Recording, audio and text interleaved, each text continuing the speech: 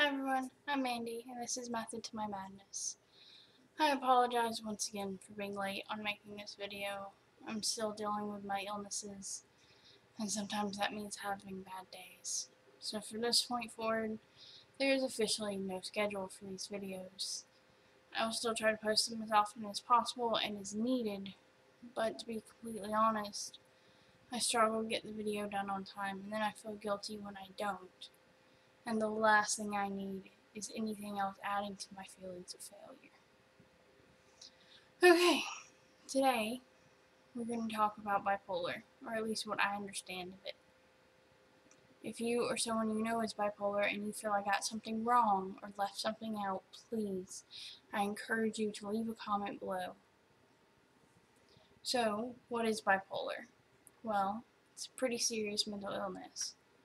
I've heard some people label themselves or others bipolar simply because they had a mood swing, or because they got really angry or really sad really quick.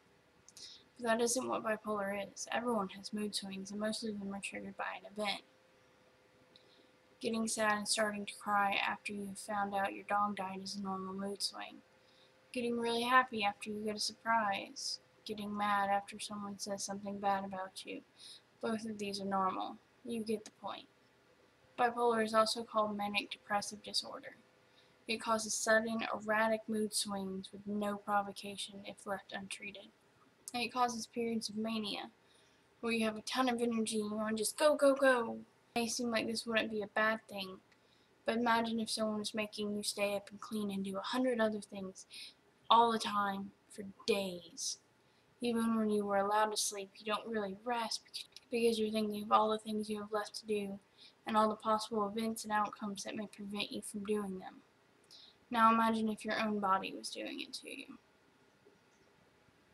No way to escape it, no running away from your captor. Your mind races and jumps from one subject to another in rapid fire succession. You want to do everything, but can't really focus on one thing long enough to do it properly. I had one person tell me they were worried about being happy, because getting too happy could lead them to feel manic for a period of time. They told me the longest manic episode they had personally had was 2 weeks. 2 whole weeks of constantly feeling like you couldn't slow down. Mind blown. I can't imagine how that must feel. It must be horrible. I think in a previous video I misspoke and said bipolar has periods of being really happy. I realize now that happy isn't the right word.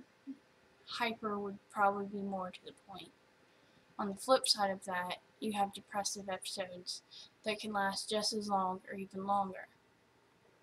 There doesn't seem to be much in between. I was going to kind of skip over the depression part of bipolar simply because I've covered it before.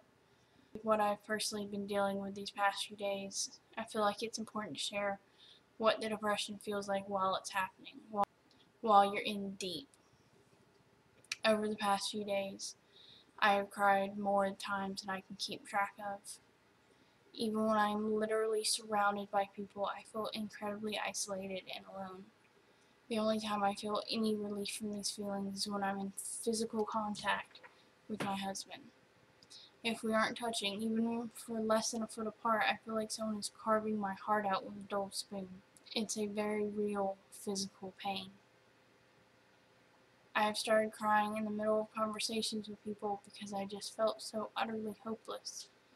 I worry I will never find the right amounts or combinations of pills to make it possible for me to feel normal, whatever that is. I have been worse off before. I'm not currently suicidal, and I'm not hearing or seeing things that others don't see. So the medication is working a little. I guess it just needs to be tweaked. Now, I know I've had times where I thought to myself, I can't remember the last time I was happy. I can't remember the last time I felt normal. I can only imagine thinking that way when a few days ago you couldn't go to bed because you had too much energy. It must be so much harder. You're up and you're doing things, but you're still not happy, and you still don't feel normal. Just like it's more exhausting to run downhill after running uphill, or to run uphill after running downhill, I imagine it is more frustrating and exhausting to have the multiple ups and downs, rather than just down all the time. I have heard people who suffered from depression say that they wish they were bipolar so they could at least have some up days. I can't say I've thought the same. I can't imagine how hard it is to explain to others why you go from not being able to get out of bed to do anything to being able to not stop to eat or sleep within a matter of hours. Not to mention all the stigma behind the word maniac, which, here's your vocab word, only means someone who experiences mania. It doesn't mean dangerous. It doesn't mean crazy. Not in the way most people think. I do not envy those with bipolar, nor do I envy those with any other illness. Who is to say that one disease is better or worse than another? Okay, I think that covers it. Remember, if you have questions, comments, or suggestions, please leave them in the comments below or message me. If you like what I'm doing, like or subscribe so I know I'm reaching someone. And most importantly, share with a friend. If anyone wants to share my videos with a group or on Facebook or something, I encourage it. I need your help to get the message out there. Bye guys, see you next time.